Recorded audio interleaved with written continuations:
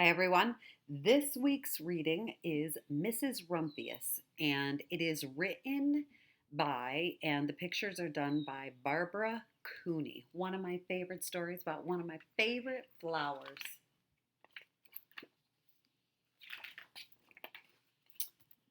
The lupine lady lives in a small house overlooking the sea. In between the rocks around her house grow blue and purple and rose colored flowers. The lupine lady is little and old, but she has not always been that way. I know. She is my great aunt, and she told me so. Once upon a time, she was a little girl named Alice who lived in a city by the sea.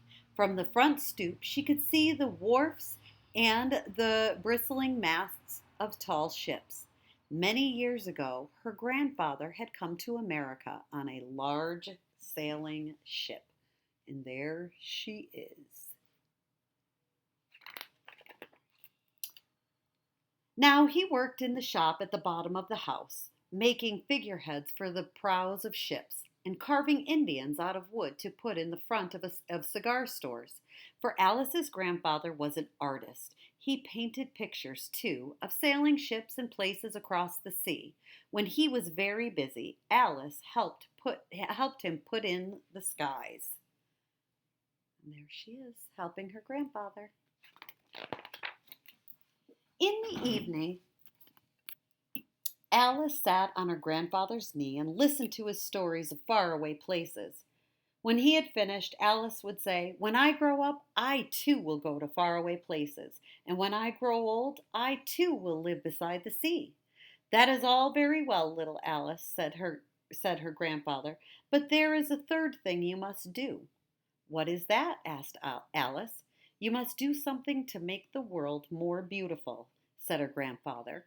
"All right," said Alice, but she did not know what that could be. In the meantime, Alice got up and washed her face and ate porridge for breakfast. She went to school and came home and did her homework, and pretty soon she was all grown up. Then my great aunt Alice set out to do the three things she had told her grandfather she was going to do.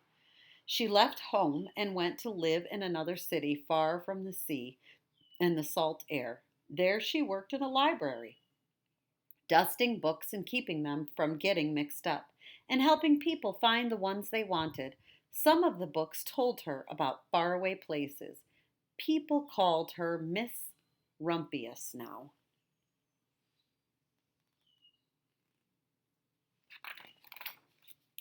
Sometimes she went to the conservatory in the middle of the park.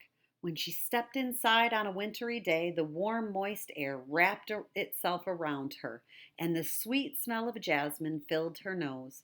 "This is almost like a tropical isle," said Miss Rumphius, "but not quite." There she is walking, and there she is. So Mrs. Rumphius went to a real tropical island where people kept cockatoos and monkeys as pets. She walked on long beaches, picking up beautiful shells. One day she met the Baba Raja, king of a fishing village. "You must be tired," he said. "Come into my house and rest." So Mrs. Rumphius went in and met the Baba Raja's wife. The Baba Raja himself fetched a green coconut and cut a slice off the top so that Miss Rumphius could drink the coconut water inside. Before she left, the Baba Raja gave her a beautiful mother of pearl shell on which he had painted a bird of paradise and the words, "You will always remain in my heart." "You will always remain in mine too," said Mrs. Rumphius.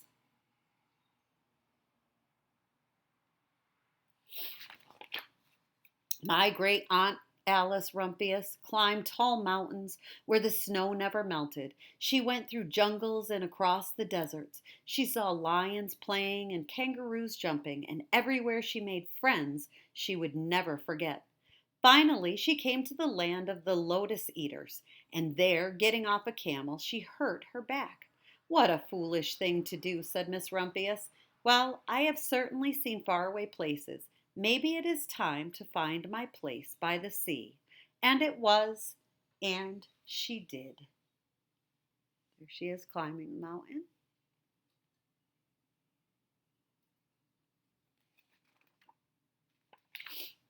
From the porch of her new house, Miss Rumphius watched the sun come up. She watched it cross the heavens and sparkle on the water, and she saw it set in the glory in the evening. She started a little garden among the rocks that surrounded her house, and she planted a few flower seeds in the stony ground. Miss Rumphius was almost perfectly happy. "But there is still one more thing I have to do," she said. "I have to do something to make the world more beautiful." "But what? The world already is a pretty place, is pretty nice," she thought, looking out over the ocean. And there's her little house by the sea. The next spring, Miss Rumphius was not very well. Her back was bothering her again, and she had to stay in bed most of the time. The flowers she had planted the summer before had come up and bloomed in spite of the stony ground. She could see them from her bedroom window, blue and purple and rose colored. "Lupines," said Mrs. Rumphius with satisfaction. "I have always loved lupines the best. I wish I could plant more seeds this summer so that I could still have more flowers next year." But she was not able to.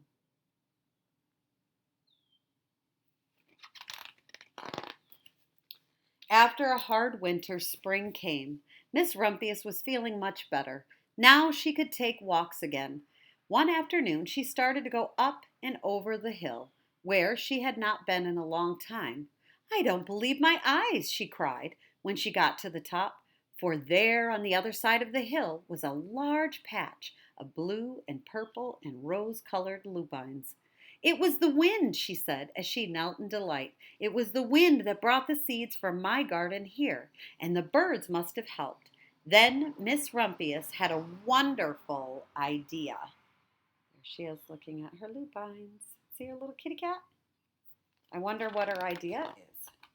She hurried home and got out her seed catalogs. She set off to the very best seed house for 5 bushels of lupine seed.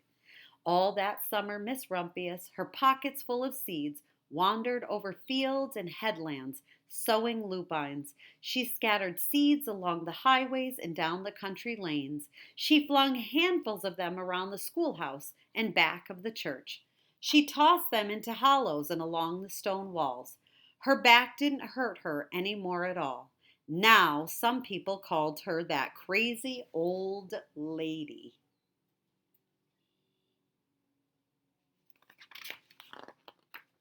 The next spring there were lupines everywhere. Fields and hillsides were covered with blue and purple and rose-colored flowers. They bloomed along the highways and down the lanes. Bright patches lay around the schoolhouse and back of the church. Down in the hollows and along the stone walls grew the beautiful flowers. Miss Rumphius had done the third, the most difficult thing of all. And that was, remember, to make the world more beautiful. How did she make the world more beautiful? My great Aunt Alice, Miss Rumphius, is very old now. Her hair is very white.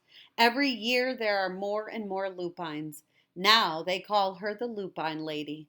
Sometimes my friends stand with me outside her gate, curious to see the old lady who planted the fields of lupines. When she invites us in, they come slowly.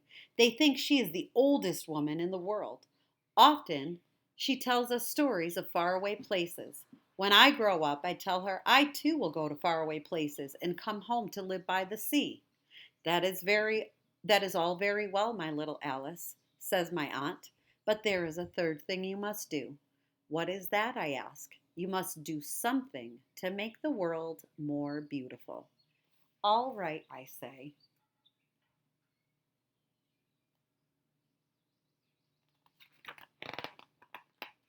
But I do not know yet what that can be.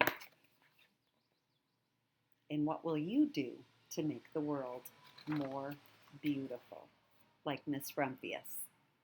Until next week, have a great day.